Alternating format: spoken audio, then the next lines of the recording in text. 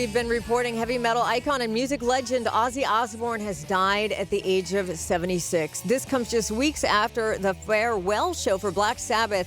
His family said in a statement that it is with more sadness than words can convey that we have to report our beloved Ozzy Osbourne has passed away this morning. He was with his family and surrounded by love. Right now, we have Seth Schackner on the line. He's a former Sony music executive who founded a media consulting company, or the media consulting company, Strat America. Seth, thank you so much for joining us. Yeah, it's really nice to be here. I mean, it's sad day for sure, but it's nice to be here. Yeah, it really is a sad day. I think us that grew up listening to his music, he's just been so much part of our lives and with the reality show. But we really have to go back to the beginning. I mean, Black Sabbath and Ozzy, they were one of the first. You know, they set the stage for bands like Metallica. I actually saw Metallica opening for him back in 1986 at the Forum. Yeah, for Judas sure. Priest, Iron Maiden. There's so many more. Talk Yeah. about that. No, for sure. I mean, look, this is an artist, and whether it's Ozzy individually or Sabbath, that we're really true influencers. I mean, if you think about metal, the genre, it's not always in the media the way, say, pop is, or Beyonce or Taylor Swift, but it has enduring and enormous appeal, particularly around the globe. And Sabbath was almost like, if you can, for those of us who grew up during punk or new wave or post-punk, has some resemblance to that, and that it was really when it initially came out, Sabbath was really a product of its time, basically, kind of set this stage, rebellious stuff, if you will. People can hear the power of it. And yeah, for sure. Priest, Iron Maiden, Motley Crue, obviously Metallica. There's so many others.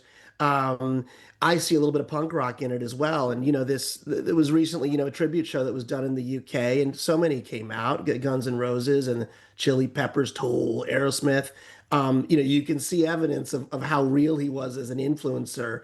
But Sabbath itself was also, huge to metal fans. So yeah, for sure, these guys were total influencers, and Ozzy's at the centerpiece of it, even with his persona being a little bit hapless and kind of funny, if you will. Yeah, he really is. I was actually just rewatching an old interview from 1982 where, I heard CBS News reporting that he was criticized for biting the head off a bat, but somebody, he said, had thrown the bat up on stage and he didn't know it was a real bat. And he was actually horrified when that happened. And we got to see with the reality show this, kind of dad side of him, the Yeah. Prince of Darkness walking around in dog poop, as he said. Yeah, and then there have been some hilarious interviews of him saying just completely inappropriate or whatever things that are very real, on air. And I think that speaks to him. He kind of a hapless guy, but to some he's got not only a relatable voice, but a persona as well. And I think the stuff that he did with reality shows really truly expanded his audience. You don't see a lot of metal artists or artists doing that generally. So the guy was enormously influential. I not only travel the world, but I've worked in markets like Latin America for Sony and other places.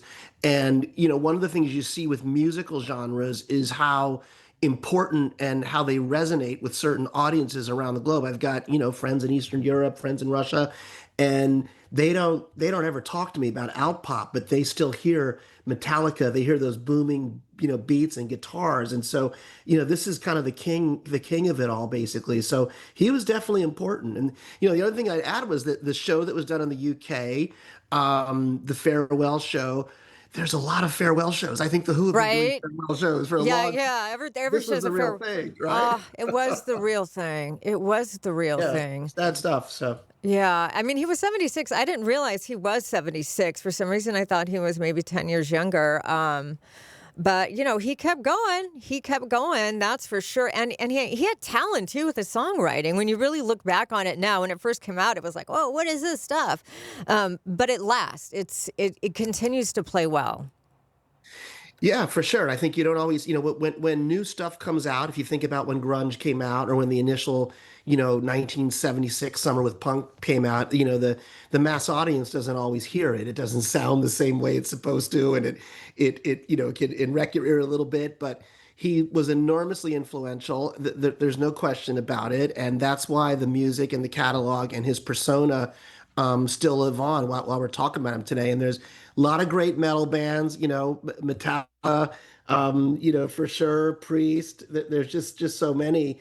I always look at Iron Maiden and even see some of the businesses these folks have. It's not, I don't even want to talk about it now, but things like merchandise, and Right. you travel in the world and you see people wearing Motley Crue shirts, and they were born well after the band broke up, obviously. Yeah. So it's got a place in this world, and it's impressive, and it still touches back on the original stuff that he and his bandmates created.